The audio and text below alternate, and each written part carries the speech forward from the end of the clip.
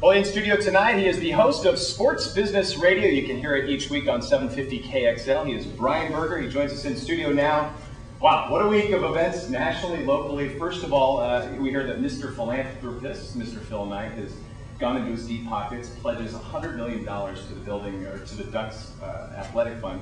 The majority of this money is going to go to earmark the new arena and stuff. Is this a surprise, really? That much money? That's quite a chunk of change, really. It's a lot of money. It's the largest donation ever given to the University of Oregon for athletics or academics. It's the second largest donation ever. A guy named Boone Pickens donated $165 million to Oklahoma State a few years ago. But I think a few people were surprised at the amount of money that was donated. But you know, I don't think it's a big surprise that Phil Knight was the guy that a lot of people looked at to kickstart this arena project, and he's done that in a big way. And now I would think that probably October of 2009 is when we could be looking at a new Ducks Arena open for the 2009-2010 season.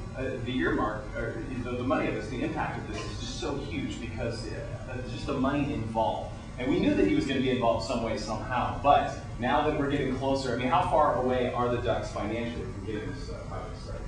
Well, I think from what I'm hearing, they've got that $100 million, and then you know, other people are trickling in, and from what I heard at the meeting at Nike Saturday night a few weeks ago, you know, Phil Knight was the guy who was leading this meeting, not Pat Kilkenny, not Jim Bartow. He was the one who was so passionate about this project and basically saying to the other elite donors, I'm in, get your checkbooks out, and I want you in too.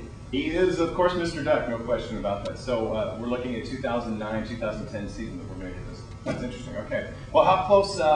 You know, I guess keeping with the whole Nike thing, Mike Vick recently, you know, pulls away from Nike now. It's really a no-brainer for the shoe giant to drop out on him. Obviously, it helps in the public eye, but financially, Nike's got to take some sort of hit in this, don't they? I mean, no, you know, Michael Vick, first of all, was convicted in the court of public opinion. Sure. Now he's going to be convicted in the court of law. Mm-hmm. So Nike was playing it safe. They were waiting to see how the judging in the court of law unveiled and unfolded.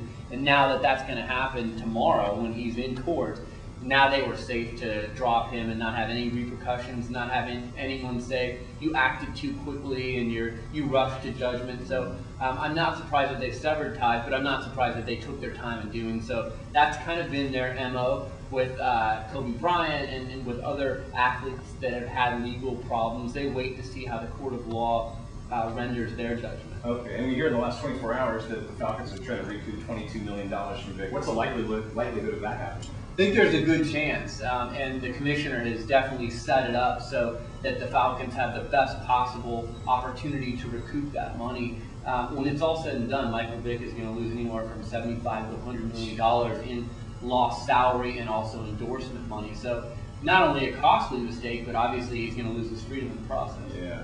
Okay, earlier, closer to home, the Portland Beavers in the last, well, it's been going on for a while, but they put it up to the public's vote to help change their name. Now, it's either keep the Beavs or go with the Wet Sox, the Green Sox, the Thorns, or the Sock Guys, my personal favorite. Is this a short-term, long-term fix for the team? I mean, it's going to help merchandising if they do change their name, but it's really a break from tradition, isn't it? It's a break from tradition, but I think there's a small group of people out there who are the traditionalists. I think a lot of the people that are going to watch the Beavers games today don't really know that they've been the Beavers since 1906, and they don't really care. They just want to go be entertained and watch good baseball. And if you're Merritt Paulson, the owner of the team, your brand is confused with the Oregon State Beavers, and you don't want that any longer.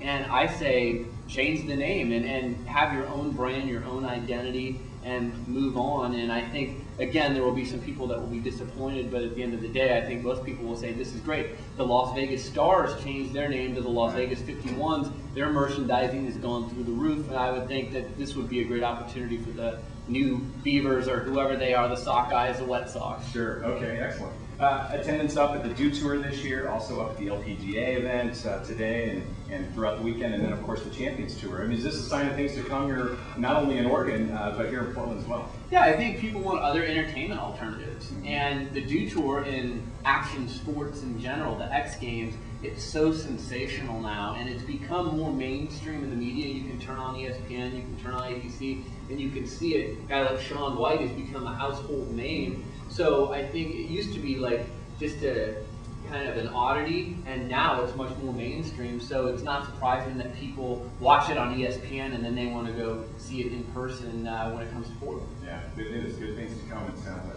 He is Brian Berger. He is host of the SBR, is what we call it, Sports Business Radio, to be heard every Sunday night between 4 and 6 on KXL. Brian, as always, Thank you. thank you.